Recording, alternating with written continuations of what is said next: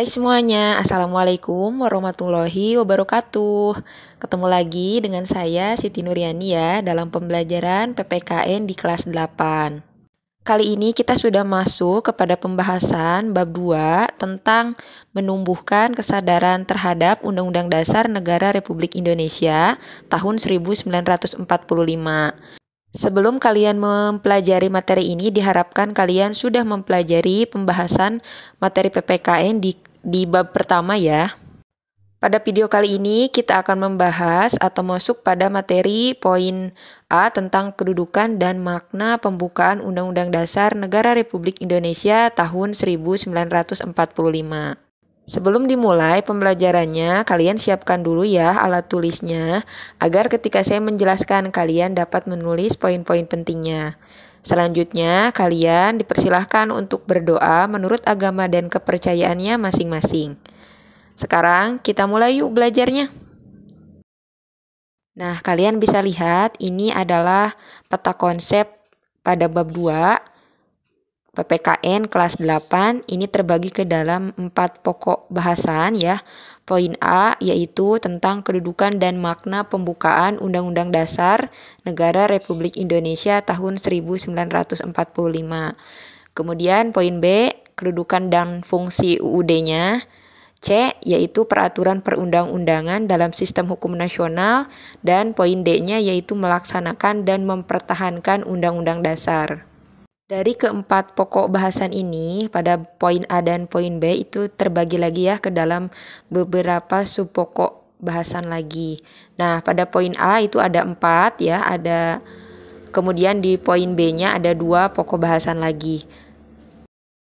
Pada video kali ini kita akan membahas 2 subpokok bahasan mengenai kedudukan pembukaan Undang-Undang Dasar Negara Republik Indonesia tahun 1945 dan materi tentang hubungan pembukaan dan proklamasi kemerdekaan.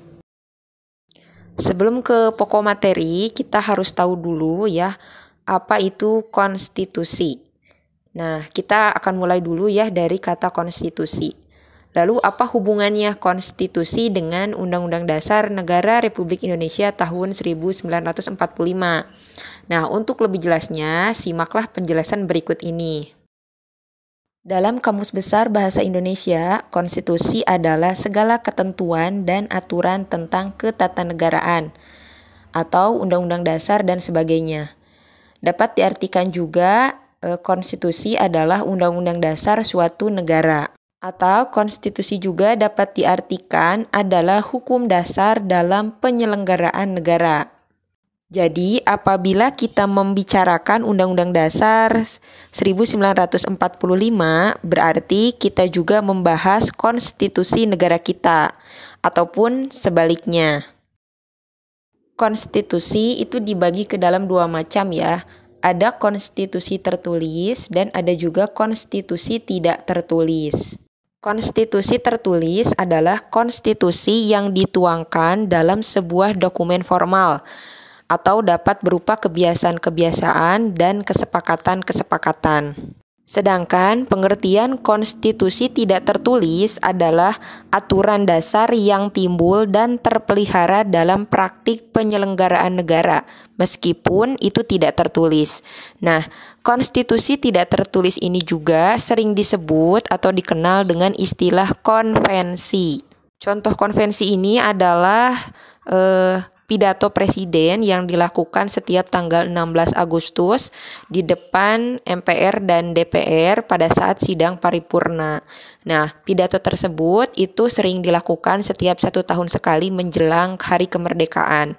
Nah, dari contoh pidato tersebut itu termasuk ke dalam kebiasaan negara kita ya, yang dilakukan oleh presiden ya, itu termasuk ke dalam konvensi. Nah, Undang-Undang Dasar Negara Republik Indonesia itu merupakan contoh dari konstitusi tertulis. Ya, Undang-Undang Dasar Negara Republik Indonesia ini merupakan sumber hukum bagi peraturan perundang-undangan dan merupakan hukum tertinggi dalam tata urutan peraturan perundang-undangan di Indonesia. Hingga setiap peraturan yang ada di bawahnya itu harus mengacu kepada Undang-Undang Dasar. Dan Undang-Undang Dasar ini dijadikan sumber pokok dalam pembuatan peraturan-peraturan lainnya. Ini dia adalah sistematika atau susunan yang ada di Undang-Undang Dasar Negara Republik Indonesia tahun 1945. Kalian bisa lihat ini ada dua versi ya. Ada yang sebelum perubahan atau amandemen dan ada juga yang setelah perubahan atau setelah amandemen. Sistematika UUD sebelum perubahan ya atau sebelum amandemen itu terbagi ke dalam 3 bagian. Yang pertama adalah pembukaan, kemudian ada juga isinya itu batang tubuh atau pasal-pasal dan penjelasan. Sedangkan sistematika UUD setelah perubahan ya atau setelah amandemen itu di dalamnya ada berisi pembukaan dan pasal-pasal. Perlu kalian ketahui, pembukaan yang ada pada Undang-Undang Dasar ini merupakan bagian yang tidak terpisahkan dari Undang-Undang Dasar negara itu sendiri. Jadi pembukaan ini juga memuat kaidah-kaidah ya atau aturan-aturan yang fundamental atau sangat mendasar bagi penyelenggaraan negara. Kemudian apa hubungannya pembukaan dan proklamasi kemerdekaan? Nah, kita akan bahas ya pada slide berikutnya. Coba kalian baca ya dan cermati naskah proklamasi kemerdekaan berikut ini. Menurut kalian, adakah persamaan dengan naskah pembukaan Undang-Undang Dasar Negara Republik Indonesia tahun 1945? Hubungan proklamasi dan pembukaan Undang-Undang Dasar Negara Republik Indonesia tahun 1945 dapat kita amati dari kedua naskah tersebut ya. Proklamasi kemerdekaan itu memuat 2 hal pokok, yaitu pernyataan kemerdekaan bangsa Indonesia dan tindakan yang harus segera dilakukan dengan pernyataan kemerdekaan.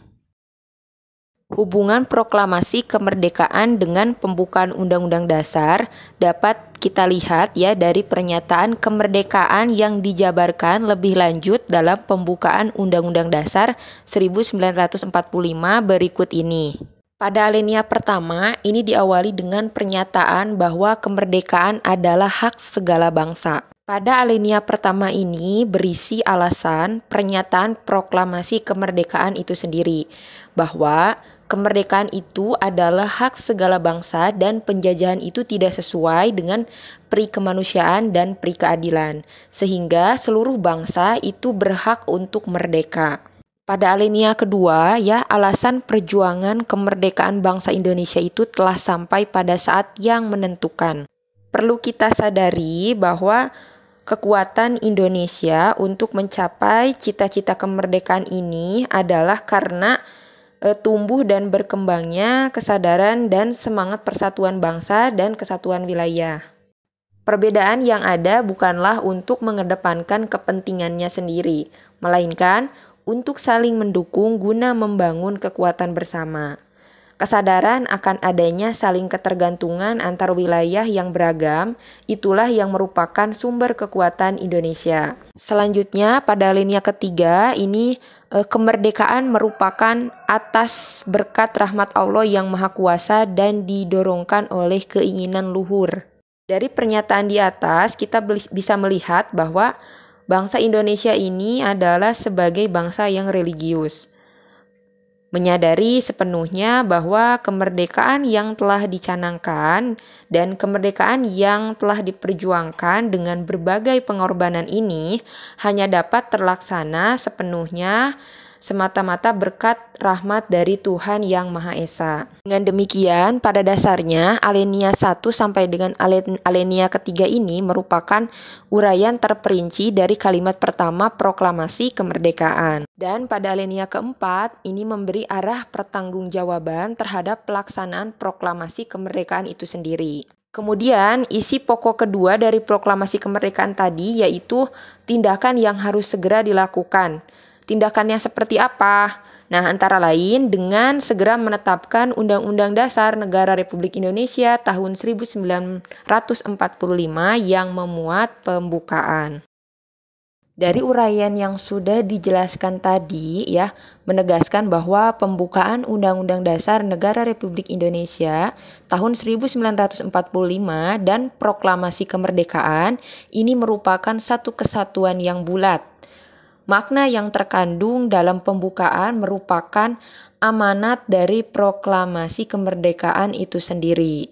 Sehingga jika mengubah pembukaan UUD pada hakikatnya ya atau sama saja kita membubarkan Negara Kesatuan Republik Indonesia yang telah diproklamasikan pada tanggal 17 Agustus 1945. Nah, itu dia pembahasan materi mengenai kedudukan pembukaan UUD dan hubungan pembukaan dan proklamasi kemerdekaan. Semoga kalian dapat memahami apa yang telah saya jelaskan tadi ya. Untuk pembelajaran minggu depan kita akan membahas tentang pembukaan memuat pokok kaidah negara yang fundamen serta kita akan membahas juga apa makna dari alinea pembukaan Undang-Undang Dasar. Mohon maaf bila dalam penjelasannya masih terdapat kekurangan. Sampai jumpa lagi dalam pembahasan video pembelajaran berikutnya. Assalamualaikum warahmatullahi wabarakatuh.